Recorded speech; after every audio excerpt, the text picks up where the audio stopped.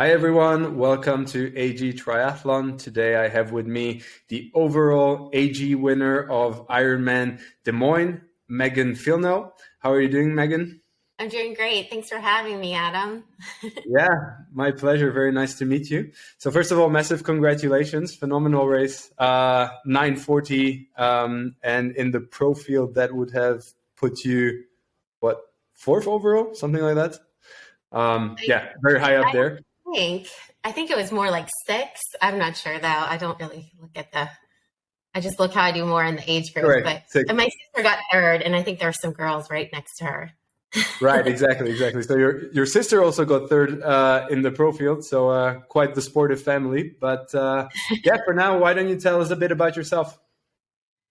So I live in Charlotte, North Carolina for a while, and yeah, I played tennis in college, and then I was an elementary school teacher for nearly a decade, and then my sister, when she went pro as a triathlete, she started her own coaching company, and she kept trying to convince me to go into coaching with her, and I kept saying no. I was supposed to be a teacher, and I enjoy the kids, and eventually I just dove right in and haven't looked back. So it's a neat way to combine my passion for working with people and then just sport. And yeah, it's been great. Amazing. Yeah, so you just won Ironman Des Moines. Well, I watched some of the live coverage and it looked like a really brutal race. So maybe why don't you start us off with the week leading into the race?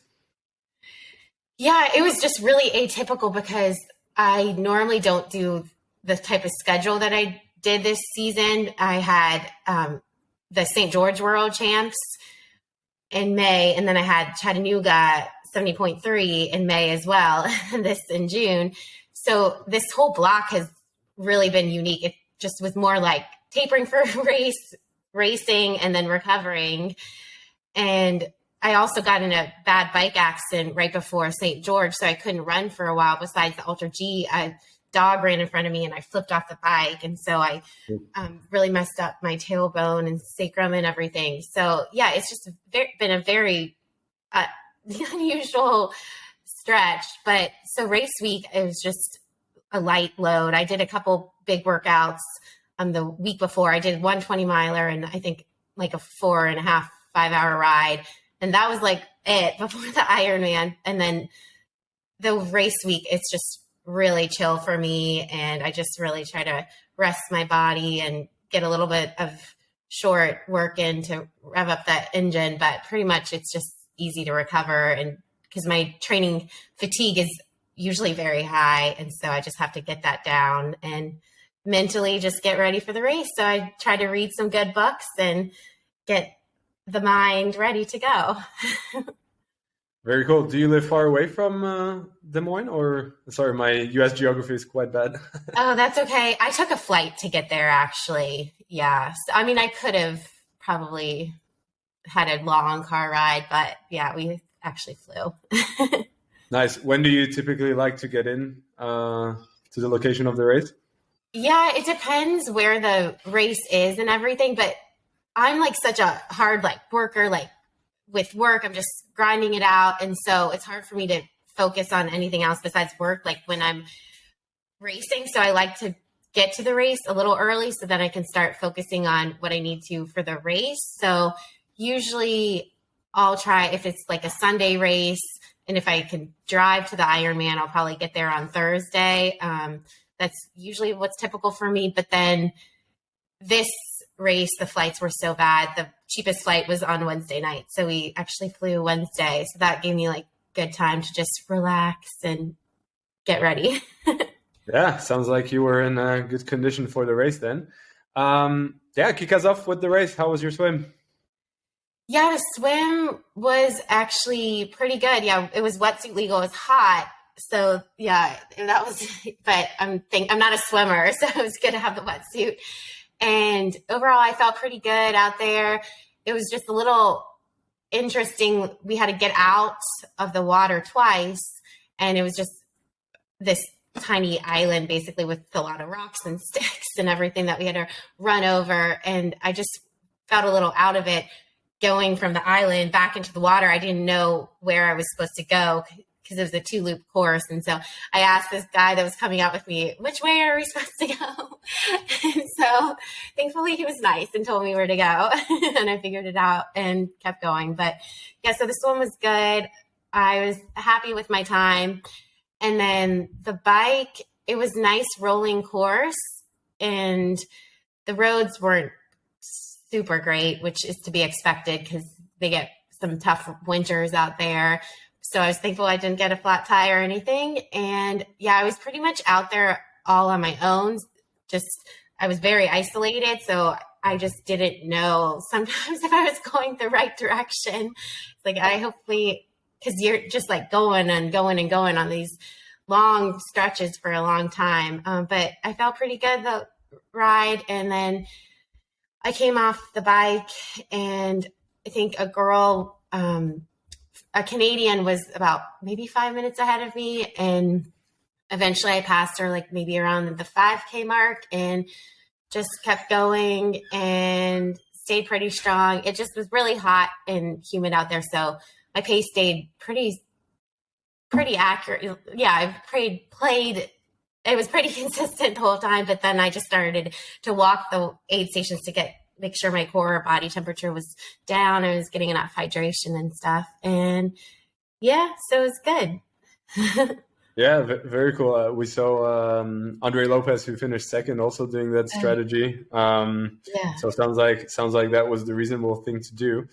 Yeah, in terms of the bike, what was your strategy? Were you just sticking to a target power, or were you playing the field a little bit?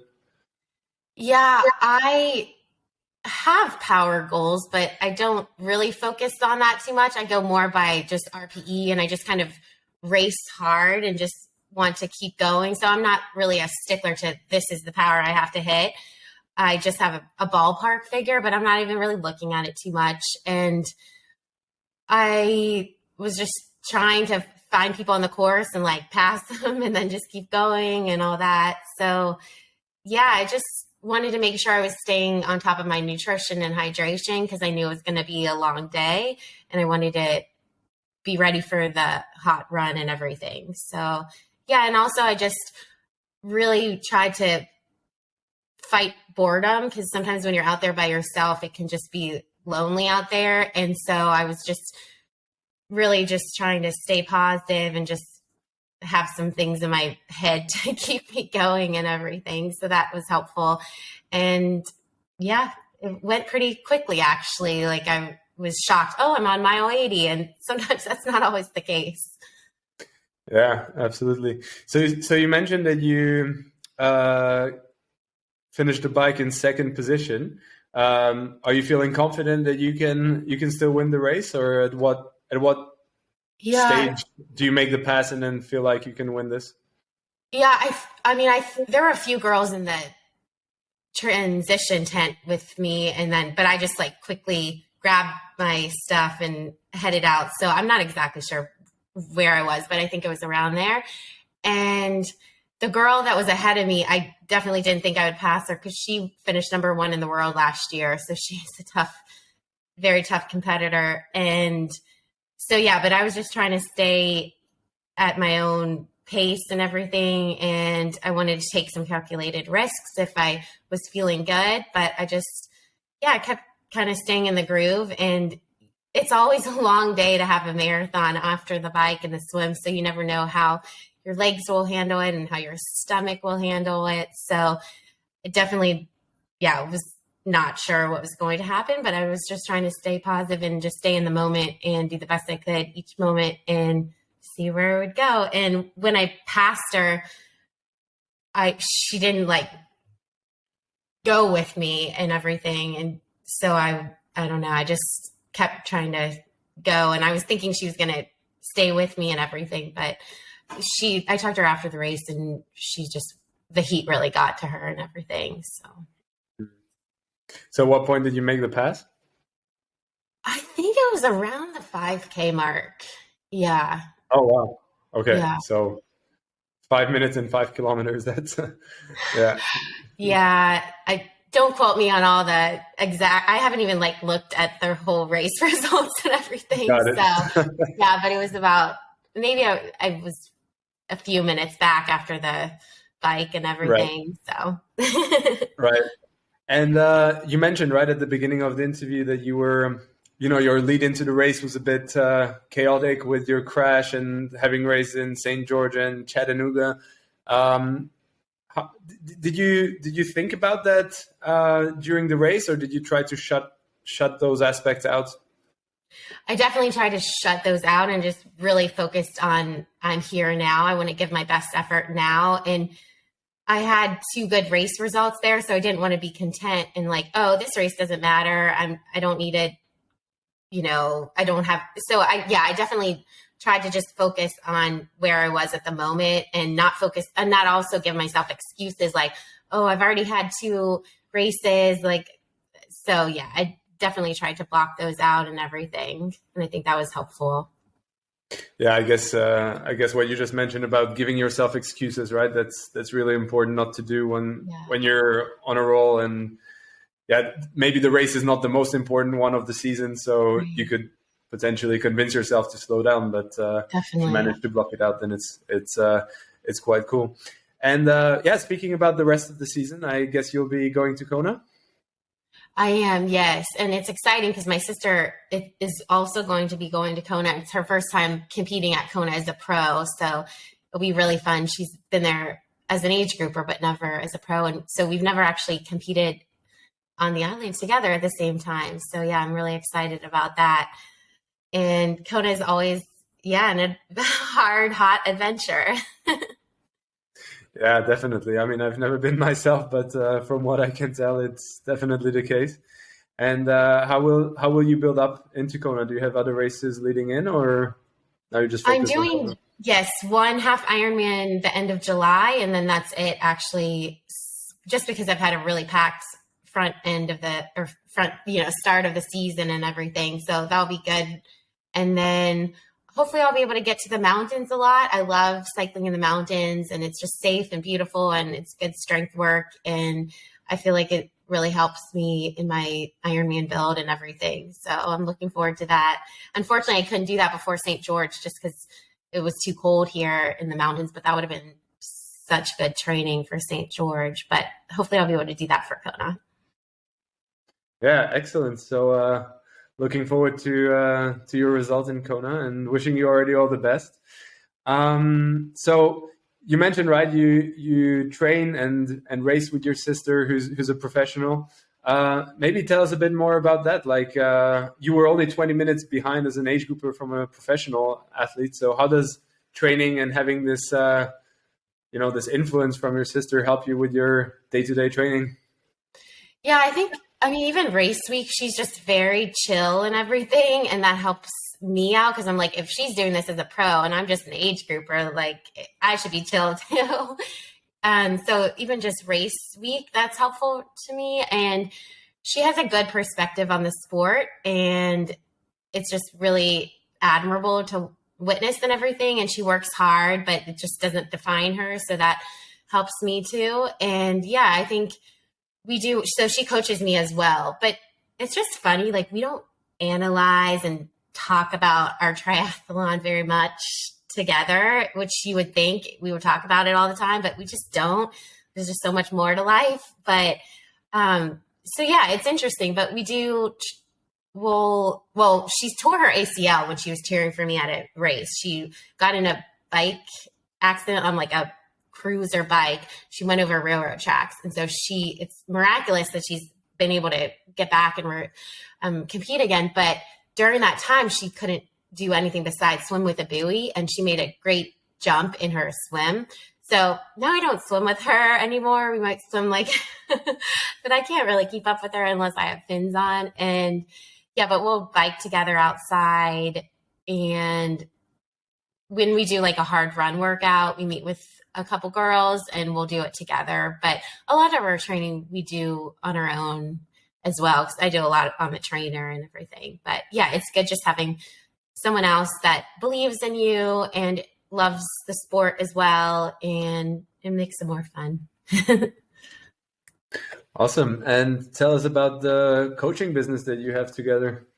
Yeah, it's great. We love it. So we have a wide range of athletes. We have probably over 100 athletes. And so, yeah, it's great. We have a good contingency in Charlotte, but then we also have some throughout the nation and everything. And it's just such a wonderful community. And I just love helping people reach their goals, and they all have different journeys and different things we have to navigate. And yeah, it's really fun. I enjoy working with people and helping them to get to their best self. And it is good actually being in the sport too. So we can test things out, and we also like understand where they're coming from through the highs and the lows and everything. So it's good. Yeah. One day we'll get more into like corporate wellness, but right now I think because we're just both heavily involved in the sport, a lot of it is more like the one-on-one coaching. But yeah, we just have a passion for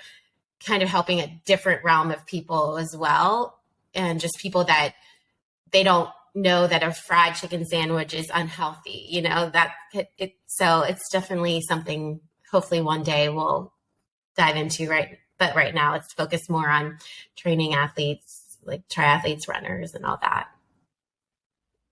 Yeah. So is it just the two of you, or do you have other coaches as well helping you with the 100 athletes? Yeah, we have two others, so that's helpful. Yes. And we'd love to hire another coach as well. So always looking for a good person to work with us. Yeah, very cool. And from a coach perspective, what's the most important thing for you in an athlete? I think the most important thing is just someone who has a good perspective on this sport and takes like a long haul approach, and someone who has the desire to be teachable and to get better and to to get comfortable being uncomfortable and to learn from the hard days and everything. I just think that's really important. Yeah, it's just, I mean, having that pure athletic good genes is great, but long term you want someone that has that heart to keep working hard, because triathlon is definitely an arduous sport, and there's going to be highs and there's going to be lows. And I think it's important that you have someone that trusts you and we can partner together, because I love like listening to my athletes and hearing how they're feeling the training is going. And like, if we need to make modifications, I think just that communication is so valuable and everything. So yeah, it's fun just getting to know each athlete and figuring out what sets them on fire and just helps them to keep propelling and moving forward and everything. So from the athlete perspective, it's trusting the process, trusting your coach, and then I guess being, following the process and believing in it, I suppose. And then from a coach perspective, so what would you say? It's like adapting to every individual athlete. Is that?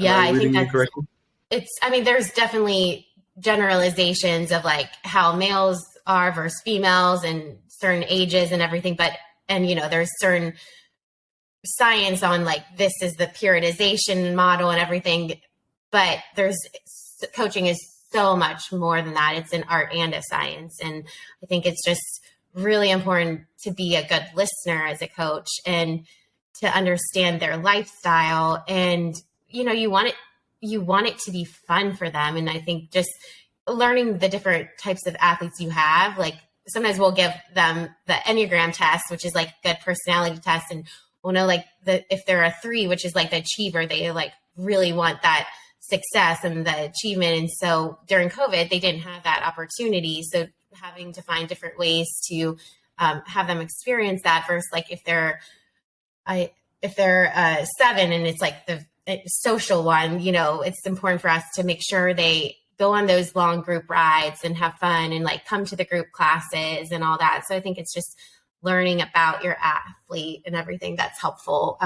Just so they, want to stay in the sport for the long haul. And it's just helps them in their everyday life to become a better person just by being passionate with with a sport. Yeah, excellent. So if an athlete that is viewing this video would like to start working with you, then where can they find you? Our company is called Fillnow Coaching. So yeah, they could probably just Google and we'll get back to them. Fillnow with a W at the end, huh? Exactly. Phil now, that everyone says, but it's Phil now. Very cool. Meghan, was great chatting with you. Wishing you a lot of success for the rest of the season, as well as your coaching business and just everything in general. Yeah. Thanks so much. It was great talking to you, Adam. Thanks a lot for being on, and talk to you soon. Sounds great. Bye. Thanks. Bye-bye.